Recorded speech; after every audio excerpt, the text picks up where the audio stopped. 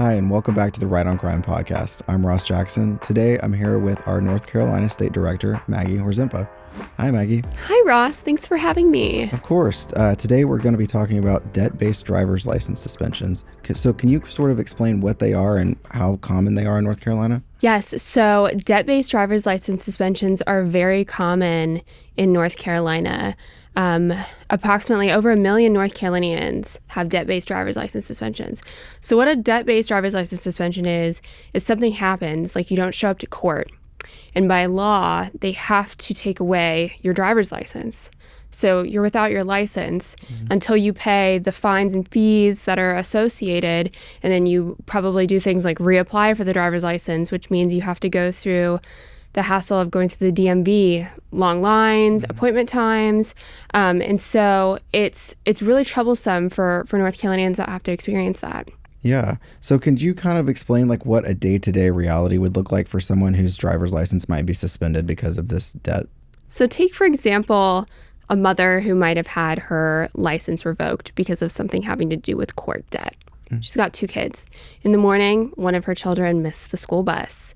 Normally, if a mother would have her driver's license, she could be able to drive her child to school. If you don't have a driver's license, you can't drive your child to school. The same with getting to work. This means that those that are going through debt-based driver's license suspensions have to find a job where they can work remotely, where they can get to the job with relying on public transportation. And a lot of the times, if you can't pay your fines and fees, you can't order an Uber and you can't order a taxi. You're relying on your income. You can't go to the grocery store. You can't take your kids to things like soccer practice. You can't do a lot. You can't even show up to court by using your own car the next time you have a court date. So it creates a cycle where, you know, North Carolinians' potentials are really limited by these debt-based driver's license suspensions. And a lot of time, these suspensions are not making our roads any safer. They're not protecting our citizens in any special way. These suspensions are being used as a means just to collect debt. And so when you really look at the numbers, and people are driving on our roads anyways without driver's licenses because they're desperate to be able to drive. They have to work. They have to raise kids. They have to bring in an income. The reverberations are just so far downstream that a lot of North Carolinians would not recognize. Yeah, so it sounds like this is well-intentioned legislation that has just kind of grown outdated and has a lot of unintended consequences. So what public safety consequences have been a result of this that may not have been intended by this legislation? So you have, when you have the debt-based driver's license suspension, you can get caught driving without a license if you decide to drive a car. And you can also incur further charges by not doing things like showing up to court or paying the fines and fees that you've already incurred, which got you into this place in the first place. So there's really no pathway forward so people can get themselves out of this predicament. It's a lose-lose situation. Yeah. And so I know other states have tried to address this as well. And have they been successful in balancing accountability and fairness when it comes to this topic? And do you think that's the right method, or what do you propose is better?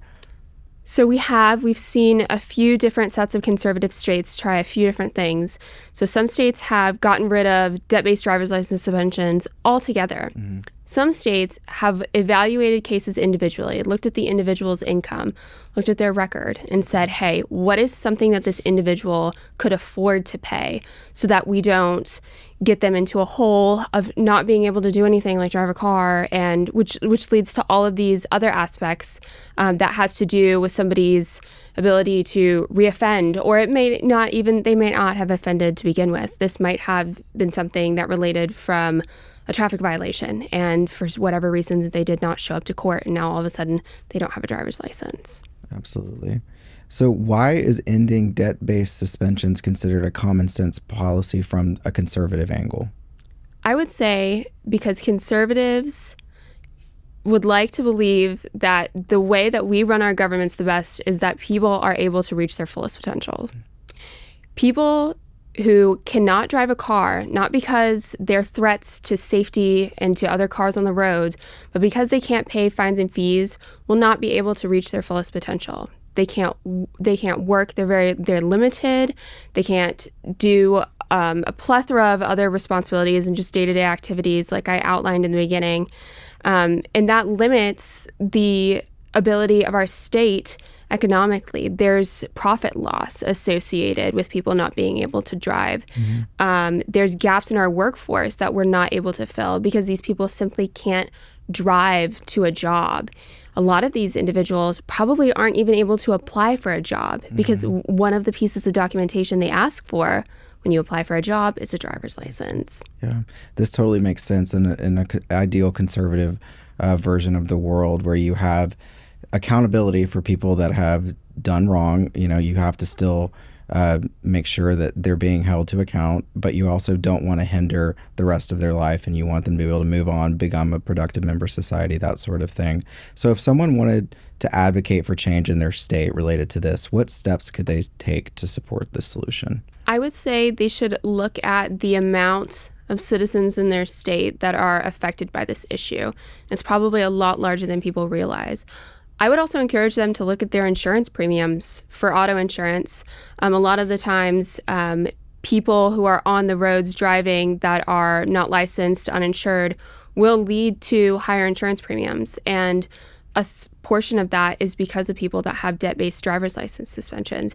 People have to be able to drive. In a state like North Carolina, we have very few metro areas.